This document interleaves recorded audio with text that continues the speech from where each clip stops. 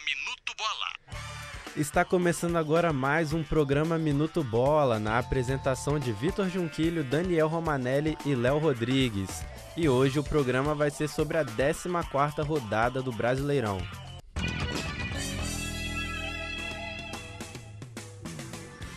Bom, hoje o time tá completo, né? A volta aí do Daniel, voltando de viagem da Argentina, foi ver lá a Copa América, como é que foi? Foi ver o fiasco lá da seleção, pelo amor de Deus. Perda de tempo essa viagem.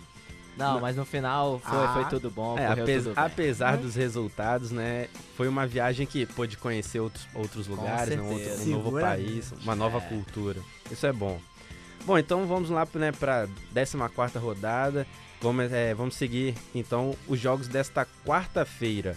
Às 7h30 se enfrentam no Pacaembu o líder Corinthians contra o Lanterna América Mineiro. E lá no Estádio Olímpico, também às 7h30, o Grêmio vai jogar contra o Atlético Mineiro. No mesmo horário, o Figueirense encontra o Botafogo no Orlando Scarpelli. E ainda às 19h30, o Ceará duela contra o Avaí no Presidente Vargas. Um pouco mais tarde, às 9h50, lá em São Januário, o Vasco recebe o Santos. No mesmo horário, Cruzeiro e Flamengo se enfrentam na Arena do Jacaré. E fechando a noite, o Coritiba enfrenta o Palmeiras no Couto Pereira. E já começando agora sobre o duelo no Pacaembu, vamos debater sobre o ainda líder do campeonato, o Corinthians, que mesmo tendo obtido nos 10 primeiros jogos 9 vitórias e um empate, bastou agora ter perdido 2 jogos seguidos para as demais equipes do G4 aparecerem no seu retrovisor. Verdade, né? O Corinthians ainda está na primeira colocação aí com 28 pontos, mas já tem aí na sua cola o Flamengo com 27 e os rivais São Paulo e Palmeiras com 25. Perfeitamente, né? É uma partida em casa, né? Contra o Lanterna do campeonato. E um novo resultado negativo pode resultar na perda da liderança e numa crise aí na primeira crise na equipe. Nisso que a gente nota como são as coisas aqui no futebol brasileiro, né? O time pode estar nas cabeças que qualquer deslize, um errinho pode custar muito, né? E tolera ali a imprensa e a torcida não tem muita paciência com isso. É um tipo de cobrança que a gente dificilmente vê afora, né? Mas, em todo caso, o Corinthians ainda está com crédito, né? E acredito que essa pequena recaída que teve de 2 derrotas seguidas é absolutamente normal, levando em conta o grande equilíbrio que temos no campeonato. E basta também um bom resultado para as coisas voltarem ao normal e o time recuperar sua confiança. Pois é, então, aí com isso eu tenho uma questão para vocês, né, Daniel e Léo, né? Vocês acham que essas derrotas aí que o Corinthians vem tendo nos últimos 2 jogos, elas estão ligadas nos desfalques que o Corinthians tem, o goleiro Júlio César e o atacante Liedson? Olha, Vitor, eu acredito que não dá pra dizermos que, perdeu porque não jogaram. Se tivessem jogado, teria ganho. Até porque o Corinthians, acredito eu, não depende de jogador nenhum pra vencer suas partidas e nem brigar pelo título. Tem um grupo muito bom de jogadores, mas é claro que fazem falta, e quando jogam dão uma parcela de contribuição muito grande.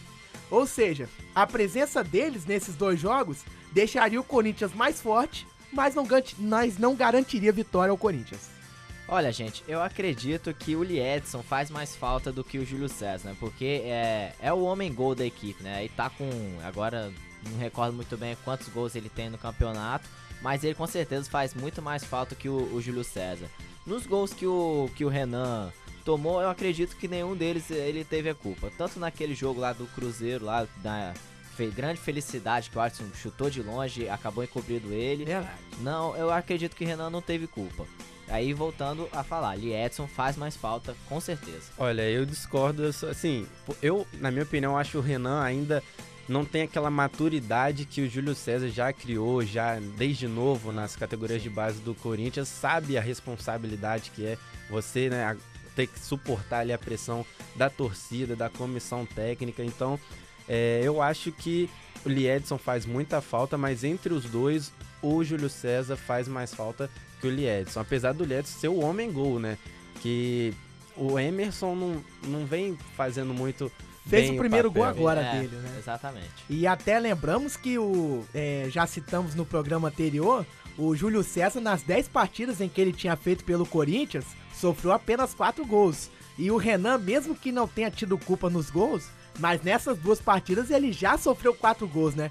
Então a gente vê em que enrascada que o jogador se meteu. Ele não teve culpa de nada, mas já tá com essa responsabilidade toda diante ao Corinthians. Pois é, e só pra finalizar, uma notinha do América Mineiro é que o Antônio Lopes, ele não é mais o técnico do América. Ele pediu as contas lá, entregou o cargo depois de 20 dias e 4 partidas. Aí vai assumir o Givanildo, que era o técnico, né? E o América tá na lanterna, né? Pra mim vai ser rebaixado. O líder do campeonato. O Minuto Bola volta já. Precisamos de um coração. Ok, doutor. Unidade 2, é quem posso ajudar? Precisamos de um coração urgente. Só um minuto, senhor. Estaremos transferindo sua ligação. Só um momento. Mais um momento, senhor. Existem coisas que não podem esperar. A Prefeitura de Vitória lançou o Ponto Vitória. Com ele, você acompanha seu ônibus e sabe a hora exata que ele vai passar no seu ponto. Acesse vitoria.es.gov.br/Ponto Vitória. Prefeitura de Vitória, uma cidade melhor para todos. Voltamos a apresentar o Minuto Bola. Bom, vamos começar falando agora sobre Vasco e Santos. Jogo que vai ser lá no estádio de São Januário às 9h50, né? E para começar falando um pouco do Vasco. A equipe da Colina, que está a 5 jogos invictos, né? Foram 4 vitórias, 1 empate e esse 2-0 agora domingo contra o São Paulo no Morumbi.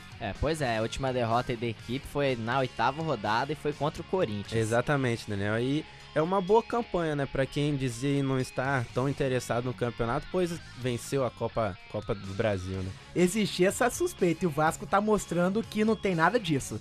E para continuar focado, né, nessa boa campanha, parece que ao longo desse campeonato o Vasco teve que deixar um pouco seus domínios, treinava em São Januário, né?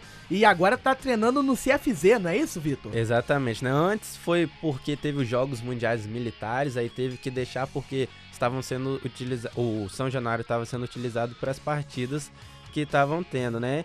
E agora, nesse jogo que vai ser véspera aí contra o Santos, né? O clima um pouco conturbado lá em São Januário por conta das eleições, né, dos cargos da diretoria, fez com que nessa véspera do jogo contra o Santos os jogadores vascaínos fossem lá pro clube do Zico, provavelmente para fazer aquele rachão típico de véspera de jogo. A preocupação maior da comissão técnica é a de blindar, né, de proteger os jogadores das polêmicas que provavelmente devem movimentar aí o estádio São Januário, né? E já começaram essas polêmicas, viu, Daniel? Tem aqui uma notícia que de manhã um oficial de justiça foi até a sede do clube para impedir a realização das eleições. Mas logo apresentaram um documento que tinha a tutela de um desembargador que liberava, né? Então, ou seja, um acha que não, outro acha que sim. Tá essa bagunça. E pra falar das eleições, parece que 85% já de preferência pro Roberto Dinamite. Exatamente. Então, grande chance de ser reeleito presidente do Vasco. Mas deixando aí um pouquinho aí política de lado, falar um pouquinho do jogo. E o que o Vasco tem aí pra esse jogo, Vitor? Então, a tendência é que Ricardo Gomes, né, continue com a equipe que venceu o São Paulo no final de semana, né? Apenas a ausência do Julinho e do Márcio Careca, que os dois estão suspensos. E tem o Gilmar também, que pode ser bom nome pra lateral esquerda, né? Ele que fez uma boa atuação contra o São Paulo e participou do segundo gol do Vasco. Foi ele quem fez aquela tabelinha com o Felipe.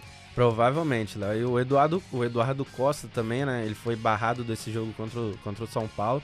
Deve voltar aí. E também tem aquela dúvida entre Felipe e Juninho Pernambucano, né?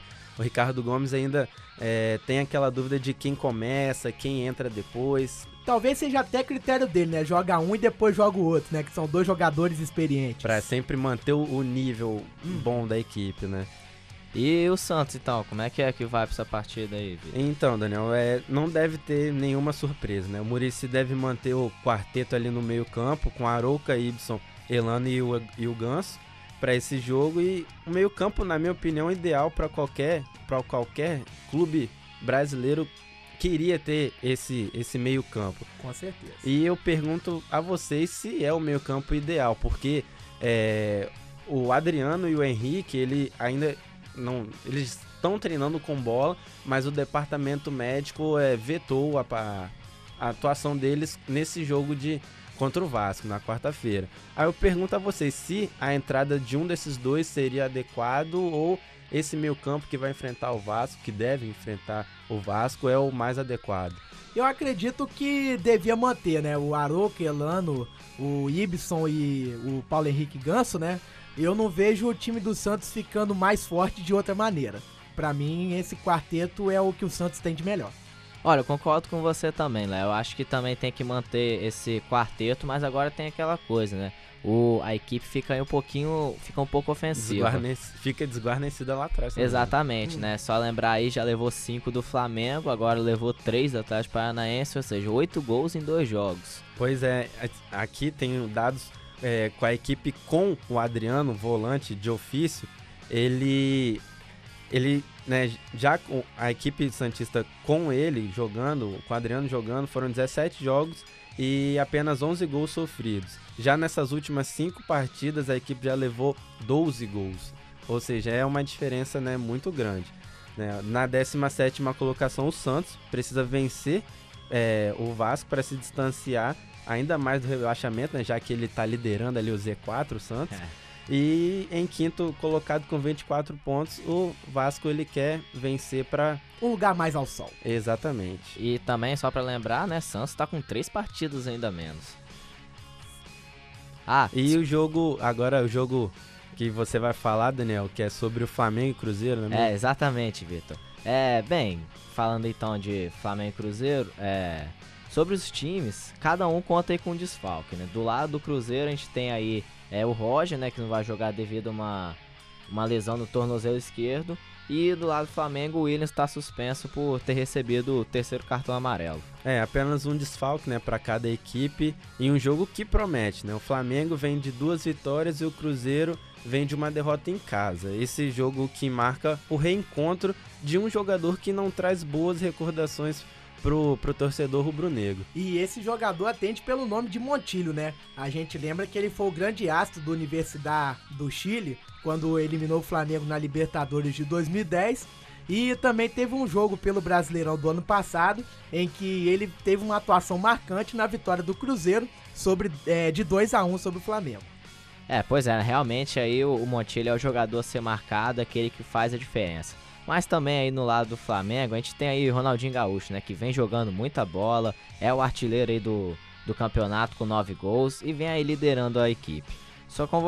E olha só, né, sua convocação chega a ser até pedida aí pelos torcedores. Vocês acreditam aí que desses 2 últimos jogos, pelo que o Ronaldinho fez, o retorno dele é merecido? Não é, porque são 2 jogos. 2 jogos não dá pra você ter uma base e tal. Sim, todos sabem que ele é um grande jogador, mas não, na minha opinião, não é pra ser convocado. Sendo curto e grosso também, Vitor, não, mas pode ser sim se ele manter o nível.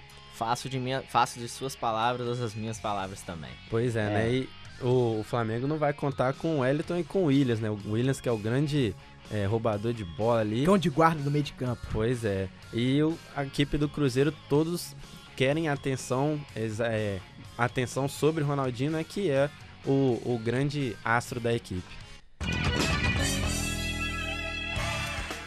Bom, e por aqui fica mais um programa Minuto Bola. Agradecemos a você, ouvinte, muito obrigado pela sua audiência. E no programa de amanhã vamos discutir aí sobre os jogos de quinta-feira do Campeonato Brasileiro, nas vozes de Vitor Junquilho, Daniel Romanelli e Léo Rodrigues. E na gravação de Arnaldo Tavares, sob orientação e supervisão de Ezio Pessali. Programa Minuto Bola.